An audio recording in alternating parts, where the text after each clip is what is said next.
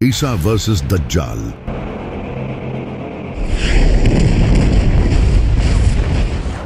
দাজ্জালের আগমন এর আগে ইসরায়েলের শেষ প্রধানমন্ত্রী হবেন নেতানিয়াহু, এবং এই সব কিছু এই ভিডিওতে স্পষ্টভাবে বর্ণনা করা হবে। আপনারা দেখতে পাচ্ছেন যে তারা তার সাথে কেমন আচরণ করছেন। পরিষ্কার বলছেন যে মসিহা আসছেন, প্রস্তুতি নিন। এবং আজ আপনারা নিজেরাই দেখতে পাচ্ছেন যে দাজ্জাল কিভাবে আসবে, নেতানিয়াহু তার প্রস্তুতি নিচ্ছেন। এই ইহুদি দাজ্জালরা এমন একটি সিস্টেম আনছে যা একটি নতুন বিশ্ব ব্যবস্থা প্রবর্তন করবে, একটি নতুন ওয়ার্ল্ড অর্ডার, অর্থাৎ পুরো বিশ্বে একটি সরকার থাকবে, বিভিন্ন জাতির ভিতরে থাকবে। আমাদের কাছে ব্যবহার উপযোগী বিশ্বব্যাপী শুধু একটিই মুদ্রা থাকবে, স্থিতিশীলতা ও স্বচ্ছতার বাজার থাকবে, এবং শুধুমাত্র একটি দেশের প্রাধান্য থাকবে যা আজ দেখা যাচ্ছে। যেমন আমেরিকা এখনও বিশ্বকে নিয়ন্ত্রণ করার চেষ্টা করছে। মধ্যপ্রাচ্যের উপর আমেরিকার নিয়ন্ত্রণ আগে থেকেই আছে। ইরান, ইউরোপ এবং দক্ষিণ আমেরিকা ব্যতীত সবাই উপর রয়েছে, যা আজ আপনারা জাতিসংঘে দেখছেন, যেখানে অনেক বড় দেশ একটি সংস্থার অধীনে রয়েছে, এবং ইন্টারন্যাশনাল মনিটারি ফান্ড সবচেয়ে বেশি আমেরিকায় নিয়ন্ত্রণ করে। অর্থাৎ পুরো বিশ্বে একটি সরকার রয়েছে যা আজ বেশিরভাগ আমেরিকা থেকে। পুরো বিশ্বে একটি মুদ্রা হবে যা আজকের দিনে ডলার। আজই সব দেশের ডলার কিনতে বাধ্য, আপনাদের শুধু বাণিজ্য করতে হবে। বড়র মধ্যে সবচেয়ে বড় রাশিয়া ও চীনের মতো দেশও ডলারের মাধ্যমে সকল বাণিজ্যিক লেনদেন করে, এবং এই ডলারও আমেরিকার মুখাপেক্ষী। সে একাই এটাকে নিয়ন্ত্রণ করে।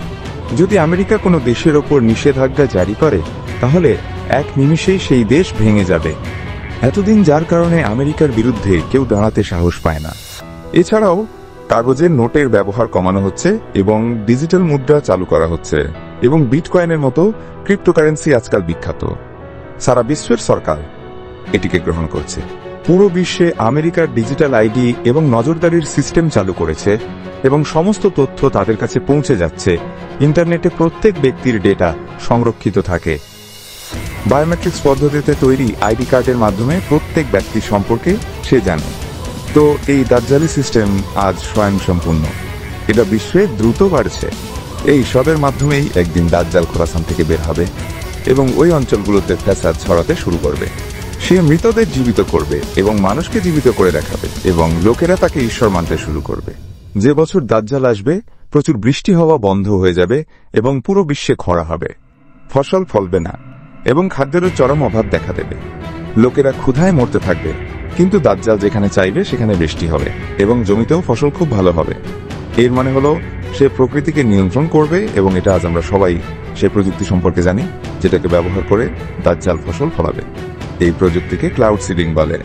আজ অনেক দেশ এই প্রযুক্তি ব্যবহার করছে, যেমন দুবাই, সৌদি আরব, চীন এবং আমেরিকা এই প্রযুক্তি ব্যবহার করে দেখিয়েছে।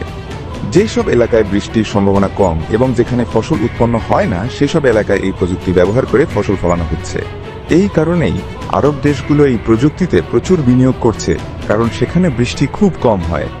এই প্রযুক্তিতে বিমানের সাহায্যে সিলভার আয়োডাইড, পটাশিয়াম আয়োডাইড বা শুকনো বরফের মতো পদার্থ ব্যবহার করা হয়, যার কণাগুলো বিমানের সাহায্যে মেঘে ছাড়া হয়, যার কারণে বৃষ্টি হয়। পাকিস্তানও ক্লাউড সিডিং ব্যবহার করে বৃষ্টি তৈরি করেছিল, এবং একইভাবে দাজ্জালেরও এমন কিছু করার সম্ভাবনা রয়েছে।